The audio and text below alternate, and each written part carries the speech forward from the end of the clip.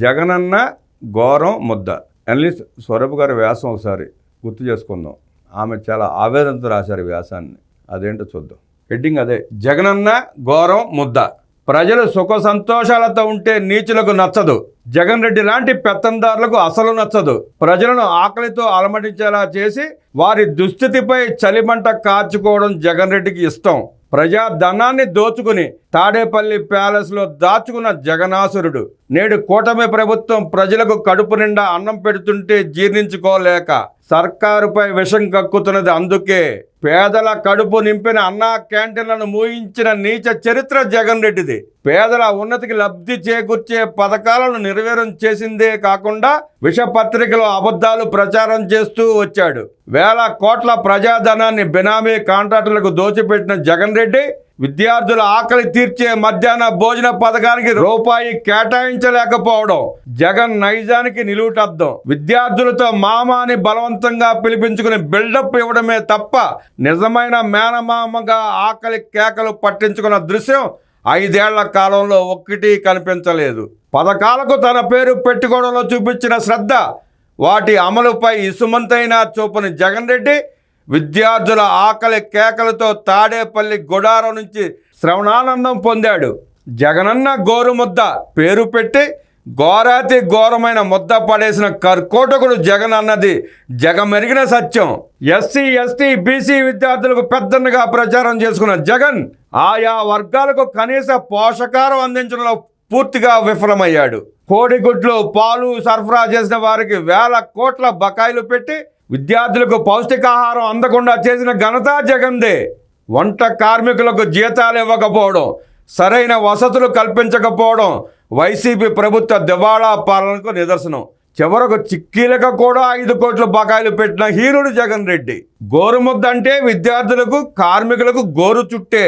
అధికారంలో ఉన్నప్పుడు అన్నా క్యాంటీన్లు మూసేసి పేదల కడుపు కొట్టిన జగన్ రెడ్డి పేద విద్యార్థులకు పట్టెడన్నం పెట్టే మధ్యాహ్న భోజన పథకాన్ని నిర్వీర్యం చేశాడు.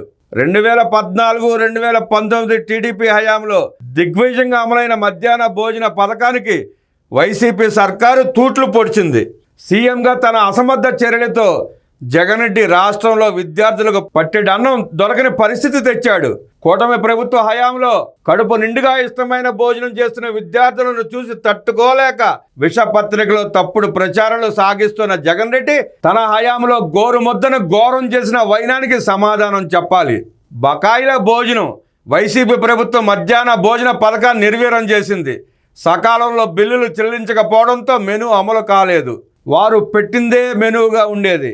జగనన్న గోరుముద్ద పేరుతో అందించిన మెనూ సక్రమంగా లేదని, మార్పులు చేయాలని విద్యార్థులు తల్లిదండ్రుల విన్నపాలను ఏనాడు పట్టించుకోలేదు. మెనూ నచ్చకపోవడంతో చాలామంది విద్యార్థులు అయిష్టంగానే భోజనాలు చేసేవారన్నది ఎవ్వరూ కాదనని నిజం. రాష్ట్ర వ్యాప్తంగా 88,000 మందికి పైగా ఉన్న మధ్యాహ్న భోజన కార్మికుల నెలకు 10,000 వేతనం ఇస్తానని ఎన్నికల సమయంలో హామీ ఇచ్చి అమలు చేయకపోవడం మోసం కాక మరేమిటి జగన్ రెడ్డి? పాలు సరఫరా చేసిన కర్ణాటక పాల ఉత్పత్తుల సమాఖ్యకు 130 కోట్ల బిల్లులు పెండింగ్లో పెట్టడంతో వారు చేతులు ఎత్తేయడం నిజం కాదా? కోడిగుడ్లు సరఫరా చేసే వ్యాపారులను నెలల తరబడి బిల్లుల కోసం కార్యాలయాల చుట్టూ తిప్పించడం వాస్తవం కాదా? కరోనా సమయంలో పాఠశాలలు తెరవకపోయినా విద్యార్థుల ఇళ్లకు బియ్యం గుడ్లు చిక్కి అందించిన కార్మికులకు కనీసం కనికరం చూపించకుండా, వారి జీతాలను సకాలంలో చెల్లించకుండా క్షోభ పెట్టిన జగన్ రెడ్డి సమాధానం చెప్పాల్సిందే. అప్పుడే పుట్టిన పసిబిడ్డల నుంచి బడికెళ్లే పిల్లల వరకు పోషకాహార లోపం, రక్తహీనత లేకుండా ఉండేందుకు చంద్రబాబు తీసుకొచ్చిన పథకాలను నిర్వీర్యం చేసింది జగన్ రెడ్డే.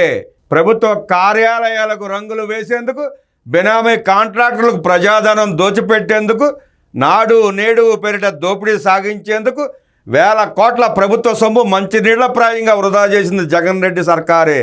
మధ్యాహ్న భోజనం అమల్లో 1 నుంచి 8వ తరగతి వరకు చదివే విద్యార్థులకు కేంద్ర రాష్ట్ర ప్రభుత్వాలు 60-40 నిష్పత్తులు అమలు చేస్తుంటే 9-10 తరగతి విద్యార్థులకు మొత్తంగా రాష్ట్ర ప్రభుత్వమే భరించాలి. కానీ జగన్ రెడ్డి నిధులు కేటాయించకపోగా కేంద్రం ఇచ్చిన నిధులను పక్కదారి పట్టించాడు. జగన్ రెడ్డి హయాంలో ప్రభుత్వ పాఠశాలల నిర్వహణ అధ్వానంగా ఉండేది. చాలా పాఠశాలలకు ప్రహరీలు లేవు, వంట షెడ్లు లేవు. ప్రమాదాల్లో ప్రభుత్వం ఆదుకోకపోయినా, సదుపాయాల కల్పనను గాలికి వదిలేసినా కార్మికులు చాలా చోట్ల మధ్యాహ్న భోజన పథకానికి చెట్ల కిందే నిర్వహించేవారు. కార్మికులకు కనీస వేతనాలు ఇవ్వకుండా, గుర్తింపు కార్డులు, పిఎఫ్, గ్రాట్యుటీ, పెన్షన్ అమలు చేయకుండా శ్రమను దోచుకున్నది జగన్ జమానాలోనే.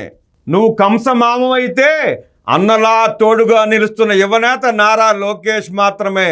జగన్ రెడ్డి హయాంలో పెండింగ్లో ఉన్న బకాయిలను తీరుస్తూ రాష్ట్రాన్ని జోనల్ వారీగా విభజించి విద్యార్థుల అభిరుచులకు అనుగుణంగా ప్రత్యేక మెనూతో భోజనం అందిస్తున్న కృషి విద్యామంత్రి నారా లోకేష్దే. జగన్ రెడ్డి నియంత్రిత ధోరణిలో రద్దు చేసిన ఇంటర్ విద్యార్థుల మధ్యాహ్న భోజన పథకాన్ని పునరుద్ధరించి శుచి, శుభ్రత, నాణ్యతకు ప్రాధాన్యతనిస్తూ విద్యార్థులకు సంతృప్తికరమైన భోజనం అందిస్తోంది కూటమి ప్రభుత్వం.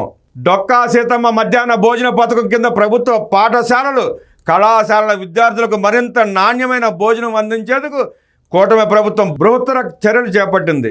మధ్యాహ్న భోజనం, సంక్షేమ పథకాలలో తృణధాన్యాలను చేర్చడం, సన్న బియ్యం వినియోగాన్ని ప్రోత్సహించడం వంటి సంస్కరణలు నారా లోకేష్ చొరవతోనే ప్రవేశపెట్టింది.